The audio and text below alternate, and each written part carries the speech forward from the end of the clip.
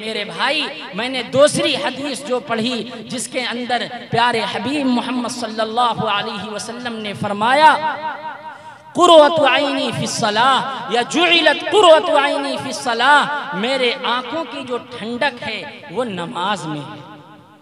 اللہ تعالیٰ نے قرآن کریم، اللہ نے ایمان کے بعد، شہادت کے بعد جو سب سے پہلی چیز حدیث میں بیان کی جاتی ہے وہ نماز۔ قرآن کریم میں ایمان کے بعد اللہ نے اپنے بندوں سے جو خطاب کیا ہے، جو بات کی ہے، وہ اکثر جگہوں پر یہی کہا ہے اقیموا الصلاۃ وآتوا الزکاۃ، نماز کو قائم کرو، نماز پڑھو۔ اللہ نے اور بھی کہا ان الصلاۃ کانت علی المؤمنین کتابا موقوتا، کہ اللہ نے نماز کو ایک مقررہ وقت پر فرض کیا ہے۔ یہ نہیں کہ جب آنکھ کھلی پڑھ لیا، جب ٹائم ملا پڑھ لیا، نہیں ملا نہیں پڑھے، ایک وقت میں 2 وقت کی پڑھ لیا، نہیں۔ قرآن یہ کہتا ہے نماز کو ان کے مقررہ وقت پر پڑھنے کا اہتمام کیجیے۔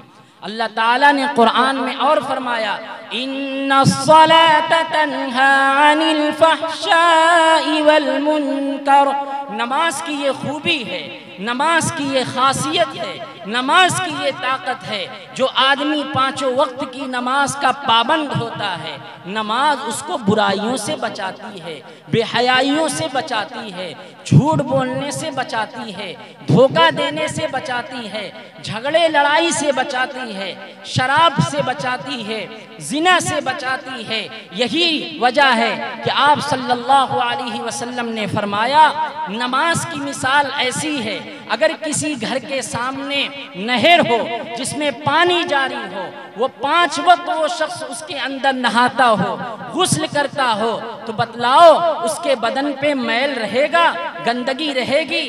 جواب دیا گیا نہیں۔ آپ نے فرمایا یہی حال نماز کا ہے۔ جو آدمی 5 وقت کی نماز کی پابندی کرتا ہے، اللہ تعالیٰ اس کو گناہوں سے، برائیوں سے، بے حیائیوں سے بالکل پاک و صاف کر دیتا ہے۔ یہ نماز کی خوبی ہے۔ اللہ کے نبی صلی اللہ علیہ وسلم نے قرآن کی وہ آیت پڑھ کر اپنی امتوں سے، اپنے ماننے والوں سے یہی کہا تھا یا ایھا الذین آمنوا استعینوا بالصبر والصلاۃ، کہ نماز کے ذریعے اور صبر کے ذریعے اللہ سے مدد مانگیے۔ آج ہماری زندگیوں سے نماز بھی بالکل ختم ہو چکی ہے۔ بڑی حیرت ہوتی ہے، گھر کے اندر 5 افراد ہیں، 5 نوجوان ہیں، 5 طاقت و قوت والے ہیں، اعضاء صحیح سالم ہیں، پیر میں طاقت ہے، ہاتھ میں طاقت ہے، کمر میں بھی طاقت ہے، ہر چیز صحیح سالم ہے۔ مؤذن بلا رہا ہے آ جاؤ، آؤ کامیابی کی طرف، لیکن ہم نماز کے لیے ہلتے نہیں، نماز کے لیے پہنچتے نہیں۔ میرے بھائی، نماز ہی وہ قیمتی تحفہ ہے جو انسان کو اپنے رب تک بڑی آسانی سے پہنچاتا ہے۔ نماز اللہ سے بات کرنے کا ایک بڑا اچھا ذریعہ ہے، اللہ سے مانگنے کا ایک بڑا اچھا ذریعہ ہے، لیکن آج ہم مسلمانوں کے زندگیوں سے نماز بالکل ختم ہو چکی ہے۔ اللہ کے نبی صلی اللہ علیہ وسلم نے فرمایا جب قیامت کا دن ہوگا، محشر کا دن ہوگا، حساب کتاب کا دن ہوگا، تو نماز کے بارے میں سب سے پہلے پوچھ تاچھ ہوگی۔ جس شخص کی نماز کامل و مکمل نکل گئی، اچھی نکل گئی، اس کا بیڑا پار، اس کے سارے اعمال اچھے ہو جائیں گے، اور جس کی نماز خراب رہی، جس کی زندگی میں نماز نہیں، اس کا بیڑا غرق ہو جائے گا، اس کے سارے اعمال برباد ہو جائیں گے۔ اس لیے میرے بھائی، ہم اپنی زندگیوں میں نماز کی پابندی کریں، نماز کا خیال رکھیں۔ پیارے حبیب محمد صلی اللہ علیہ وسلم کی زندگی میں آپ نے اپنی جوانی سے لے کر موت تک جو ایک پیغام دیا ہے نماز کے حوالے سے، وہ بڑا مضبوط پیغام ہے، بڑا باریک پیغام ہے۔ آپ بیمار ہیں، آپ صحت مند ہیں، آپ ضرورت مند ہیں، آپ پریشان ہیں، آپ میدان جنگ میں ہیں، آپ خوشی میں ہیں، آپ کہیں بھی ہیں، سب سے پہلے آپ اپنے اللہ کو یاد کرتے ہیں اور اس کا ذریعہ آپ نماز کو بناتے ہیں۔ آپ اس امت کے لیے اگر دعائیں کرتے ہیں، اللہ کے سامنے نماز پڑھ کر اللہ سے دعائیں کرتے ہیں۔ آپ بیمار ہیں، قریب الموت ہیں، آپ کے موت کا وقت قریب آ چکا ہے، لیکن آپ کی زندگی سے نماز قضا نہیں ہو رہی ہے، نماز نہیں چھوٹ رہی ہے، آپ کھڑے ہو کر نہیں پڑھ سکتے، آپ لوگوں کے سہارے سے، کاندھے کے سہارے سے مسجد پہنچ کر آپ وہاں پر بیٹھ کر نماز پڑھ رہے ہیں۔ اللہ کے نبی صلی اللہ علیہ وسلم نے اپنی پوری زندگی نماز کو ہر حال میں پڑھ کر اپنی امت کو یہ پیغام دیا ہے کہ اے میری امت، نماز کبھی مت چھوڑنا۔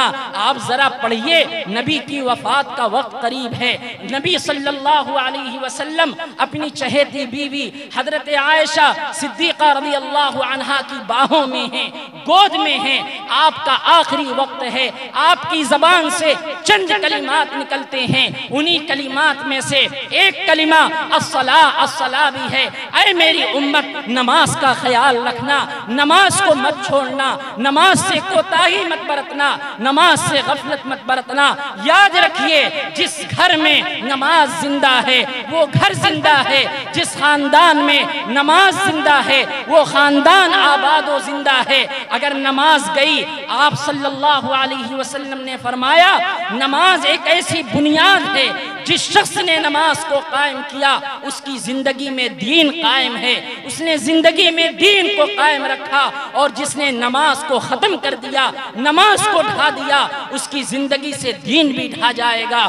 آپ صلی اللہ علیہ وسلم نے فرمایا، ایک مومن ہے، ایک کافر ہے، ایک مومن ہے، ایک مشرک ہے، ایک مومن ہے، ایک غیر مسلم ہے، ان دونوں کے درمیان جو امتیاز کرنے والی چیز ہے، جو فرق کرنے والی چیز ہے، جو ایک دیوار ہے، جس دیوار کے ذریعے یہ پتہ چلتا ہے یہ مومن ہے، یہ غیر مومن ہے، وہ چیز نماز ہے۔ اگر ہماری زندگی میں نماز ہے، ہم مومن ہیں، ہم ایمان والے ہیں۔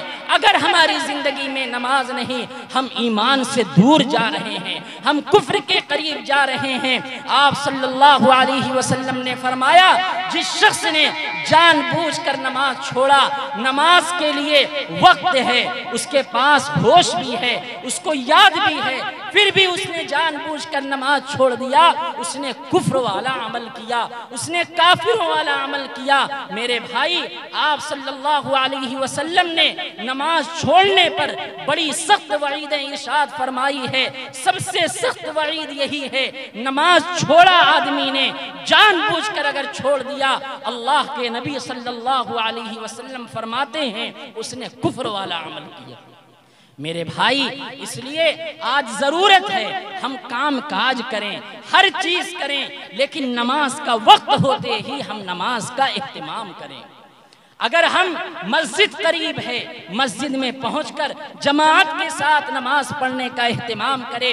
بہت سے لوگ یہ کہتے ہیں کہ ارے نماز کا وقت ہو گیا، بس نماز تو پڑھنا ہے، کہیں بھی پڑھ لو، گھر میں پڑھ لو، دکان میں پڑھ لو، بازار میں پڑھ لو، کہیں بھی پڑھ لو۔ لیکن یاد رکھیے، پیارے حبیب محمد صلی اللہ علیہ وسلم نے ایک مرتبہ فرمایا، میں چاہتا ہوں کہ لکڑیوں کو جمع کروں، لکڑیاں جمع کرنے کے بعد ان گھروں میں آگ لگا دوں جن گھروں کے اندر لوگ نماز پڑھتے ہیں اور مسجد میں نماز نہیں جاتے ہیں۔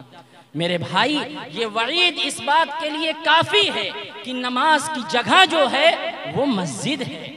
اللہ کے نبی صلی اللہ علیہ وسلم نے یہ جو وعید سنائی ہے، یہ اسی لیے سنائی ہے کہ اگر آدمی کے پاس کوئی عذر نہیں، کوئی پریشانی نہیں، کوئی رکاوٹ نہیں، اس کی سب سے پہلی منزل مسجد ہونا چاہیے۔ یہ کون سی عادت، کون سا طریقہ ہے کہ مسجد جو اللہ کا گھر ہے اس کو ہم ویران کر دیں، ہم اس میں نہ جا کر اپنے گھر میں نماز پڑھیں۔ یہ پیارے حبیب محمد صلی اللہ علیہ وسلم کے طریقے کے خلاف ہے، آپ کی منشا کے خلاف ہے، اور مزاج دین کے بھی خلاف ہے کہ مسجدوں کو چھوڑ کر گھروں میں نماز پڑھی جائے۔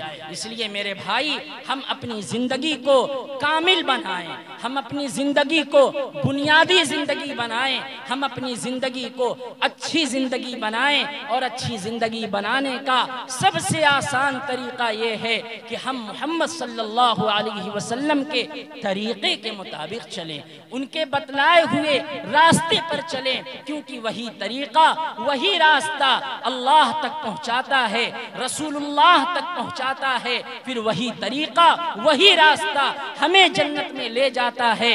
اس لیے اللہ رب العزت نے آج جن 3 بچوں کا قرآن مکمل کرایا، حضرت مولانا وسیع اللہ صاحب بھی قابل مبارکباد ہیں، ان کی محنت سے ان تینوں بچوں کا قرآن مکمل ہوا، ان کے گھر والوں کی بھی قربانی ہے۔ اللہ تعالیٰ ان کو قبول فرمائے، ان کو حافظ بھی بنائے، عالم بھی بنائے، اور اسی طرح اس کی برکت سے پورے گھر کو نورانی بنائے، اور یہاں پہ مجلس میں بیٹھنے والے ہر شخص کو قرآن سے محبت کرنے کی، قرآن کی تلاوت کرنے کی، قرآنی احکامات پر چلنے کی بھی توفیق عطا فرمائے۔ اور آخری چیز، ہم تمام لوگوں کے سامنے اسلام کی جو بڑی بنیاد نماز ہے، ہم نماز کا اہتمام کریں، نماز فوت نہ ہو۔ نماز ہماری دنیا میں بھی سرخروئی کا ذریعہ، ہماری آخرت میں بھی سرخروئی کا ذریعہ ہے، اور اللہ سے مانگنے کا، اللہ سے اپنی ضرورتوں کو مانگنے کا بھی ذریعہ ہے۔ پیارے حبیب محمد صلی اللہ علیہ وسلم پر جب بھی کوئی ضرورت آتی تھی، آپ نماز کا سہارا لے کر اللہ سے اپنی ضرورت کو مانگتے تھے، لیکن آج ہمارے دل سے یہ چیز ختم ہو گئی، ہمارے ذہن سے یہ چیز مٹ گئی ہے، ہماری زندگی سے یہ چیز نکل گئی ہے کہ نماز مانگنے کا ذریعہ ہے۔ ہمارے اوپر خوشی آئے، نماز پڑھ کر اللہ کا شکر ادا کریں، کوئی آفت آئے، نماز پڑھ کر اللہ سے مدد مانگیں، کوئی ضرورت پیش آ جائے، نماز پڑھ کر اللہ سے ضرورت مانگیں۔ انشاءاللہ نماز کی برکت سے دین کے دوسرے احکامات پر چلنا بھی آسان ہو جائے گا۔ اللہ تعالی ہم تمام لوگوں کو عمل کرنے کی توفیق عطا فرمائے۔